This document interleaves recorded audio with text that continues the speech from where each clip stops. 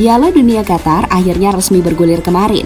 Tentu ada beberapa hal menarik yang layak untuk dibahas di turnamen 4 tahunan tersebut.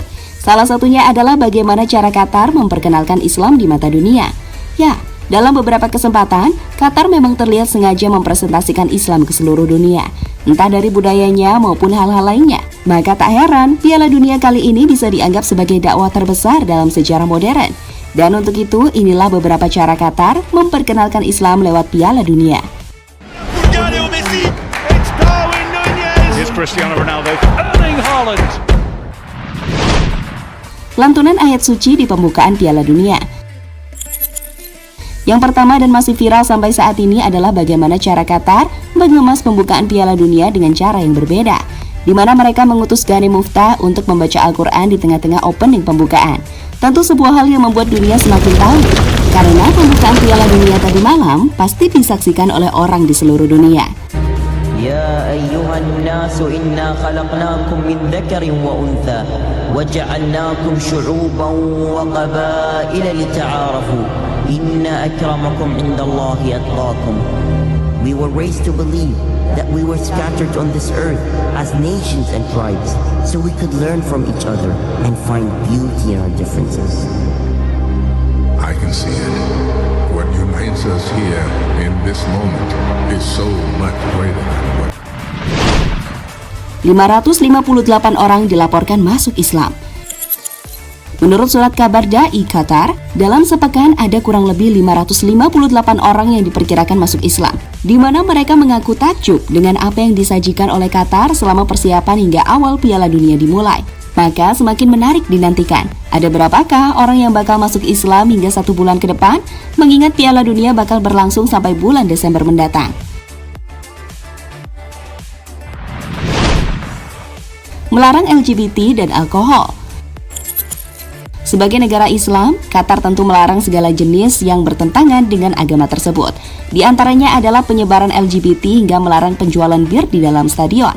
Dan terbaru, FIFA selaku panitia penyelenggara melarang timnas Inggris dan Harry Kane untuk mengenakan band kapten dengan simbol One Love, di mana simbol itu adalah sebuah representasi dari LGBT.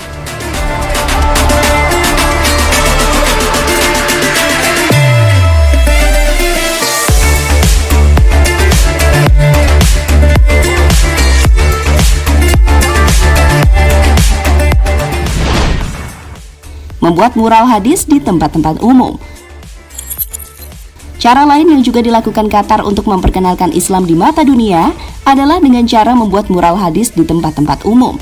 Tak hanya di tempat umum, mural itu juga dibuat di stadion-stadion tempat penyelenggara. Mural itu dibuat dengan 2 bahasa, yakni bahasa Arab dan bahasa Inggris. Itu dilakukan agar semua orang tahu dengan maksud ayat-ayat yang ditulis dalam mural tersebut.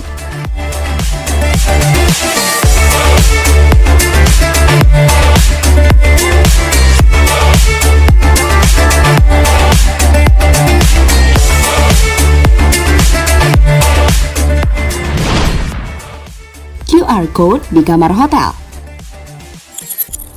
Tidak cukup hanya memasang mural hadis, Qatar juga menyediakan kode QR di kamar hotel, di mana kode tersebut akan memperkenalkan ajaran Islam, hadis, serta definisi sederhana dari keimanan. Inilah usaha yang ditempuh dalam sebuah dakwah. Bisa saja apa yang dilakukan tersebut membuat seseorang mendapatkan hidayah dengan izin Allah melalui perantaranya.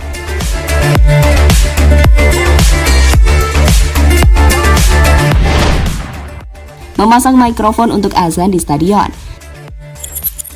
Dalam Piala Dunia kali ini, Qatar sengaja memasang beberapa mikrofon yang mereka tempatkan di dalam stadion.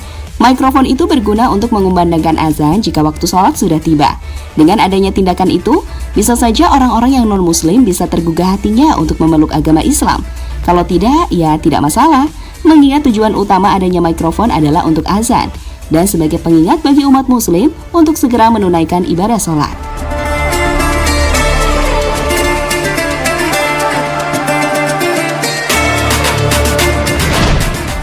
Sabda Nabi di setiap sudut di Piala Dunia.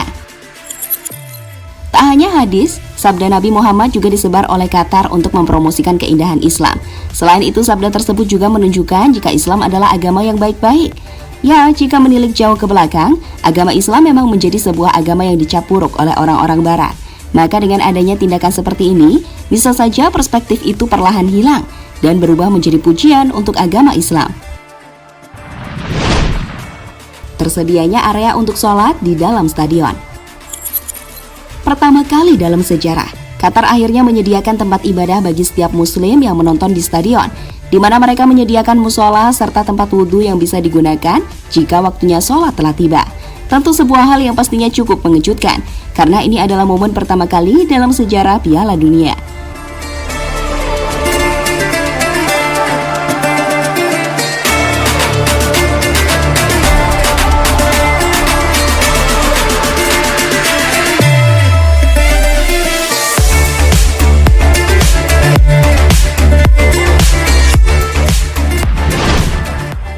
Kumandangkan azan di 5 waktu yang berbeda. Sebagai negara Islam, kumandang azan pastinya akan selalu ada setiap hari. Bahkan itu tidak terjadi sekali, melainkan 5 kali. Dan momen itu pernah dirasakan oleh timnas Inggris saat mereka menjalani latihan perdana usai tiba di Qatar beberapa waktu yang lalu. Dan seperti inilah detik-detik saat latihan timnas Inggris diiringi dengan kumandang azan.